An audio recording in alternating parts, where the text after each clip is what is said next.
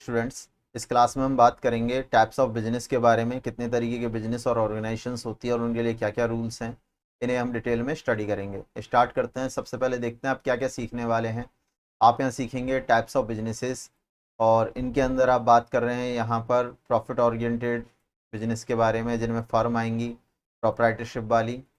ठीक है, different different type की यहाँ पर अनरजिस्टर्ड, उद्योग रजिस्टर्ड और जीएसटी रजिस्टर्ड फर्म के बारे में हम सीखेंगे। पार्टनरशिप फर्म हम यहाँ पर पढ़ेंगे जो कि रजिस्टर्ड होंगी, इसके अलावा जीएसटी रजिस्टर्ड होंगी। इसके अलावा हम बात कर रहे हैं कंपनी की, जिनमें 1 पर्सन वाली है, प्राइवेट लिमिटेड और पब्लिक लिमिटेड कंपनी है। नेक्स्ट हम कैटेगरी यहाँ पढ़ेंगे नॉन प्रॉफिट ऑर्गेनाइजेशन, जिनके अंदर ट्रस्ट की बात हम करेंगे, सोसाइटी की करेंगे और एनजीओ की करेंगे। तो कंप्लीट इस पूरे वीडियो के अंदर हमको इन्हीं चीज़ों को समझना है डिटेल में, कौन कौन से बिजनेसेस हैं और उन्हें कैसे कैसे आपको मैनेज करना होता है। सबसे पहले बात करें टाइप्स ऑफ बिजनेस के अंदर हम प्रॉफिट ओरिएंटेड बिजनेस के बारे में। ठीक है, तो प्रॉफिट ओरिएंटेड बिजनेस की जब भी हम बात करते हैं तो हमारे पास एक ऑप्शन होता है फर्म, एक होती है कंपनी। ये ऐसे बिजनेस हैं जो कि लाभ कमाने के उद्देश्य से किसी प्रोडक्ट या सर्विस को देते हैं। जैसे एक दुकानदार आपको कोई सामान बेचता है तो वहाँ पर वो एक प्रॉफिट वहाँ लेके चलता है कि अगर कोई चीज़ उसको 10 रुपये की आ रही है, 12 रुपये की आपको बेच रहा है, तो 2 रुपये वहाँ उसका क्या हो गया, प्रॉफिट हो गया। तो ये जो इकोनॉमिकल एक्टिविटी है बिजनेस, इसके अंदर जब प्रॉफिट के पर्पज से इसे किया जाता है तो इसे हम बोलते हैं प्रॉफिट ओरिएंटेड बिजनेस। इतनी बात क्लियर। अब सबसे पहले शुरू करते हैं हम फर्म से। फर्म क्या है? स्मॉल बिजनेसेस हैं, छोटे बिजनेस जो कि आपको प्रोडक्ट या सर्विस दे रहे हैं, उन्हें हम क्या बोलेंगे, फर्म बोलेंगे। जिनमें सबसे पहले आती हैं प्रोप्राइटरशिप फर्म। प्रोप्राइटरशिप को आप सोल प्रोप्राइटर भी बोल सकते हो, जहां पर एक बिजनेस का ओनर है जिसने अपनी संपत्ति लगाई है और पूरे बिजनेस को वही संचालित कर रहा है। अब इसमें सबसे पहला बिजनेस आता है अनरजिस्टर्ड वाला, फिर आप उद्योग रजिस्टर्ड पढ़ोगे, फिर जीएसटी रजिस्टर्ड पढ़ोगे, फिर नेक्स्ट पार्टनरशिप की हम बात कर रहे थे। ठीक है, इनके सारे टाइप आ जाएंगे और कंपनी के टाइप आ जाएंगे। तो स्टार्ट करते हैं सबसे पहले फर्म से। तो जैसा अभी हमने बात की थी कि फर्म क्या है, कि स्मॉल बिजनेस है। जैसे आप इस इमेज में देख सकते हैं, जहाँ पर यहाँ एक शॉप है जो कि कुछ चश्मे, ठीक है, टोपी और अदर एसेसरीज जो आइटम्स हैं उनको सेल कर रही है। ठीक है, तो यहाँ पर ये क्या है, एक स्मॉल बिजनेस है जो कुछ प्रोडक्ट को अपने कस्टमर्स को सेल करेंगे और प्रॉफिट गेन करेंगे। एक यहाँ पर दूसरी बात क्या होती है, एक या एक से ज़्यादा व्यक्ति होते हैं फर्म के अंदर। इसके अलावा नॉन ट्रांसफरेबल होती है, यानी कि एक जो फर्म होती है वो किसी दूसरे व्यक्ति को आप बेच नहीं सकते, ट्रांसफ़र नहीं हो सकती। बिजनेस आपके नाम पर है, आपके नाम पर ही रहेगा, या फिर वो क्लोज हो जाएगा। इसके अलावा जितनी भी यहाँ पर लायबिलिटीज़ होती हैं, लायबिलिटी मतलब आपने कहीं से कोई कर्जा लिया है, कोई भी जिम्मेदारी है, मार्केट का पैसा चुकाना है, वो सारी जिम्मेदारी यहाँ पर प्रॉपराइटर की ही होती है कंप्लीटली। ऐसा नहीं है कि बिजनेस लॉस में गया तो वो पैसा नहीं चुकाना पड़ेगा, प्रॉपराइटर को ये पैसा चुकाना ही पड़ेगा। तो यहाँ पर एक और रूल आ जाता है कि पर्सनल असेट्स तक आपकी यूज़ हो जाती हैं।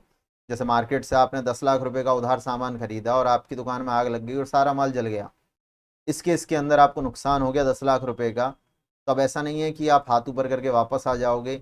आपके नाम पर जो भी प्रॉपर्टी है, बैंक बैलेंस है या घर है या दुकान के पेपर हैं, जो भी है, उस असेट्स को सेल करके वो पैसा आपको चुकाना पड़ेगा। तो यहाँ पर पर्सनल लायबिलिटीज़ बहुत ज़्यादा होती हैं फर्म के अंदर। तो पहले हम स्टार्ट करते हैं sole proprietorship firm. Sole proprietor का मतलब जहाँ पर बिजनेस का ऑनर केवल एक व्यक्ति होता है, एक व्यक्ति के ऊपर ही पूरा बिजनेस यहाँ पर चल रहा होता है। अभी अनरजिस्टर्ड हो सकती हैं। अनरजिस्टर्ड वाली कैटेगरी के अंदर केवल पैन कार्ड जरूरी होता है, क्योंकि बहुत सारे ट्रांजेक्शन्स में आपको पैन नंबर यहाँ पर देना पड़ता है, अदरवाइज आप बिजनेस डील नहीं कर सकते। एक आपके बिजनेस का कोई ब्रांड नेम नहीं होगा, अनरजिस्टर्ड बिजनेस के पास अपना खुद का कोई नाम नहीं होता है। दूसरा, यहाँ पर जो टोटल सेल है वो 40 लाख रुपए तक की हो सकती है या 20 लाख रुपए तक की हो सकती है। कैसे हो सकती है वो समझिए। गुड्स की लिमिट 40 लाख तक है, यानी आप एक ऐसा बिजनेस कर रहे हो जिसमें आप क्या करोगे, प्रोडक्ट सेल करोगे। तो प्रोडक्ट सेल वाले बिजनेस के अंदर ये लिमिट 40 लाख रुपए तक की वस्तुएं आप बेच सकते हो पूरे 1 साल के अंदर, और ये 1 साल 1 अप्रैल से लेके 31 मार्च तक का होता है। अगर आपका सर्विस बेस्ड बिजनेस है, जैसे कि आप रिपेयरिंग शॉप चलाते हो, आप कोई कोचिंग सेंटर चला रहे हो, तो इस तरीके के जो बिजनेस है जिनमें आप सर्विस दे रहे हो, कोई वस्तु नहीं बेच रहे, वहाँ ये लिमिट केवल 20 लाख रुपए तक की है। 20 लाख रुपए से ऊपर का बिजनेस है तो गवर्नमेंट रूल के अकॉर्डिंग आपको इसे रजिस्टर्ड करवाना ही पड़ेगा, अदरवाइज आप बिजनेस रन नहीं कर सकते। वो सारा पैसा आपका ब्लैक मनी में फिर कैलकुलेट होना स्टार्ट हो जाएगा। नेक्स्ट बात करके चलें उद्योग रजिस्टर्ड की, कि जब रजिस्ट्रेशन आपको करना है बिजनेस का तो सबसे छोटा टाइप यहाँ पर उद्योग रजिस्टर्ड होता है। इसके अंदर आपको बस अपना पैन कार्ड और आधार कार्ड चाहिए होता है, और इससे आप अपने नाम पर एक बिजनेस रजिस्टर्ड करवा सकते हैं। कोई टैक्स रिटर्न आपको महीने के महीने यहाँ नहीं भरनी पड़ती है, आपको केवल साल में एक बार इनकम टैक्स पे करना होता है। इनकम टैक्स का मतलब आपके बिजनेस से जो भी प्रॉफिट हुआ है, उस प्रॉफिट पर जो गवर्नमेंट आपसे टैक्स लेगी वो आपको यहाँ भरना होगा। इसके अलावा आपको यहाँ पर एक बिजनेस का नेम मिल जाता है, जो भी उपलब्ध हो या जो आप डिमांड कर रहे हैं वो नाम आपको यहाँ पर मिल जाएगा अगर उपलब्ध है तो। सेल लिमिट सेम वही है, उद्योग रजिस्ट्रेशन के अंदर भी 40 लाख गुड्स के अंदर और 20 लाख किसके अंदर, सर्विस के अंदर। नेक्स्ट हम बात करें जीएसटी रजिस्टर्ड। अगर आप थोड़ा सा बिजनेस बड़ा करना चाहते हैं, यानी 40 लाख से ऊपर आपको सेल करनी है, तो यहाँ पर आपको फिर जीएसटी रजिस्ट्रेशन लेना पड़ेगा, जिसमें आपको वही पैन कार्ड और आधार कार्ड चाहिए। आपको बिजनेस का नाम यहाँ पर मिल जाता है। इसके अलावा कोई टोटल सेल की लिमिट नहीं है, कितना भी आप माल यहाँ पर बेच सकते हैं, कितनी भी आप सर्विस यहाँ दे सकते हैं, किसी प्रकार की कोई लिमिट नहीं है। ठीक है। हाँ, अगर आपने जीएसटी में भी दो तरीके के रजिस्ट्रेशन होते हैं, एक होता है कंपोजिशन, एक होता है रेगुलर। अगर आपने रजिस्ट्रेशन करवाया है कौन सा वाला, कंपोजिशन वाला, स्मॉल बिजनेस वाला, तो अगेन 40 लाख तक की लिमिट यहाँ रहेगी, लेकिन 3 महीने में एक बार टैक्स रिटर्न आपको भरनी है। ठीक है। लेकिन अगर आप रेगुलर में रजिस्टर्ड करते हैं तो आपको हर महीने टैक्स रिटर्न यहाँ पर भरनी पड़ेगी। तो जीएसटी रजिस्ट्रेशन में आपको टैक्सेस यहाँ पर अलग से पे करने होते हैं, मंथली या फिर क्वार्टरली। पार्टनरशिप फर्म की बात करते हैं। ये सारे अभी जो मैंने आपको टैब बताए थे वो सब कौन से थे, सोल प्रोप्राइटरशिप के, जहां पर एक व्यक्ति बिजनेस का ओनर है। अब हम बात करते हैं पार्टनरशिप फर्म की, जहां पर एक से ज्यादा लोग होते हैं, यानी कि 2 या 2 से ज्यादा व्यक्ति यहाँ पे प्रोप्राइटर होते हैं। ठीक है, वो मिलके बिजनेस को चला रहे हैं। अब यहाँ पर जो प्रोप्राइटर्स है वो ऐड रिमूव भी हो सकते हैं चलते हुए बिजनेस के अंदर, यानी कोई पार्टनर अपना हिस्सा लेके जा भी सकता है और नया पार्टनर आ भी सकता है बिजनेस में। इसके अलावा कॉमन लायबिलिटीज होती हैं, लेकिन अगेन पर्सनल असेट्स यहाँ यूज हो जाती हैं लायबिलिटीज को पे करने में। लायबिलिटी बढ़ तो जाएगी पार्टनर्स के बीच में, लेकिन उनकी भी जो पर्सनल असेट्स है, यानी बिजनेस में नुकसान हुआ, पैसा नहीं है, तो उनकी पर्सनल असेट्स को बेच के पैसा वहां से वसूल किया जाएगा। ठीक है। अनरजिस्टर्ड भी हो सकती हैं ये, यहाँ पर बस आपको अगेन पैन कार्ड चाहिए। ठीक है। इसके अलावा आपको बिजनेस का नाम यहाँ पर चाहिए होता है, कोई ना कोई नाम आपको रखना पड़ेगा जब पार्टनरशिप बिजनेस है तो। लिमिट वही रहेगी 40 लाख और 20 लाख की, उसमें कोई अंतर नहीं है। जीएसटी रजिस्टर्ड अगर आप इसे करवा लेते हो तो आपको यहाँ फर्म का एक पैन कार्ड लेना पड़ेगा। देखिए, पार्टनरशिप बिजनेस के अंदर ऐसा नहीं होगा कि आपका पर्सनल पैन कार्ड चलेगा, आप कॉमर्शियल पैन कार्ड भी ले सकते हो। पैन कार्ड बेसिकली है क्या, एक आपको टैक्स डिपार्टमेंट ने नंबर दे दिया इस चीज़ के लिए, आपको आइडेंटिफाई करने के लिए, आपके बिजनेस को आइडेंटिफाई करने के लिए। तो जब आप पार्टनरशिप फर्म के अंदर जाते हो तो आपके बिजनेस की पहचान के लिए एक आपको कॉमन नंबर वहाँ पर दे दिया जाता है। इसके बाद करें, बिजनेस का नाम यहाँ मिल जाएगा, कोई सोल लिमिट नहीं होगी, वही जीएसटी वाले सारे लाभ यहाँ पर मिलेंगे। अब बात करते हैं कंपनीज की। देखिए, कंपनी क्या है, एक लार्ज स्केल का बिजनेस है, बड़ा बिजनेस है, जिसे आप क्या बोल सकते हो, कंपनी बोल सकते हो।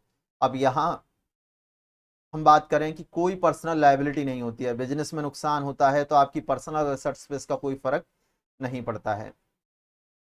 यहाँ पर आप मल्टी ब्रांच एक्सपेंशन कर सकते हो, जहां आप फर्म के अंदर केवल एक ही स्थान पर उसे चला सकते हो, यहाँ पर आप अलग अलग जगह अपनी ब्रांचेस डाल के इसे रन कर सकते हो। कंपनी वाले बिजनेस के अंदर बात कर रहे हैं।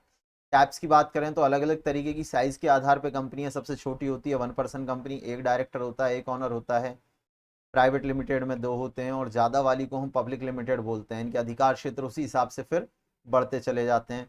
साथ में इनके पास नई फैसिलिटी आ जाती हैं, यानी कि ये स्टॉक्स में डील कर सकती हैं, अपने स्टॉक जारी कर सकती हैं, सॉरी स्टॉक नहीं, शेयर बोल लूँ मैं यहाँ पर, ज़्यादा बेटर है, अपने शेयर जारी कर सकती हैं, इन्वेस्टमेंट ले सकती हैं। ठीक है। जबकि फर्म के अंदर आप सिर्फ लोन ले सकते हो पैसा लाने के लिए। तो यहाँ पर कुछ चीज़ें और आपको एक्स्ट्रा मिल जाती हैं। अब बात करके चलते हैं नॉन प्रॉफिट ऑर्गेनाइजेशन की। ठीक है। ऐसे बिजनेस जो केवल किसके लिए आए हैं, सेवा करने के लिए लोगों की, उन्हें हम बोलते हैं नॉन प्रॉफिट ऑर्गेनाइजेशन, जिनका केवल एक उद्देश्य है, लोगों की मदद करना। ठीक है, सुविधाएं उन तक पहुंचाना बिना किसी प्रॉफिट के। तो यहाँ पर पहला आता है ट्रस्ट, सबसे छोटी वाली ये नॉन प्रॉफिट ऑर्गेनाइजेशन होती है, कम से कम एक व्यक्ति इसके अंदर चाहिए होता है, ज़्यादातर मंदिर इसके अंदर आते हैं ट्रस्ट में। इसके अलावा सोसाइटीज़ होती हैं जिनमें स्कूल और कॉलेजेस आते हैं, और फिर एनजीओ होते हैं, नॉन गवर्नमेंट ऑर्गेनाइजेशन, जो कि अनाथ आश्रम, विधवा आश्रम, इस तरीके की चीज़ें चलाते हैं। या फिर गवर्नमेंट स्कीम्स के जो प्रोजेक्ट आते हैं, जो लोगों के डेवलपमेंट के लिए आएंगे, लोगों के विकास के लिए आ रहे हैं, या फिर उनकी लाइफ को ज़्यादा ईजी करने के लिए आ रहे हैं, जिनके लिए गवर्नमेंट कोई चार्ज आपसे नहीं ले रही है, उन सारी सर्विसेज को देने के लिए एनजीओ काम करते हैं। तो ये पूरे के पूरे बिजनेस के आपके टाइप्स हैं। Thanks for watching.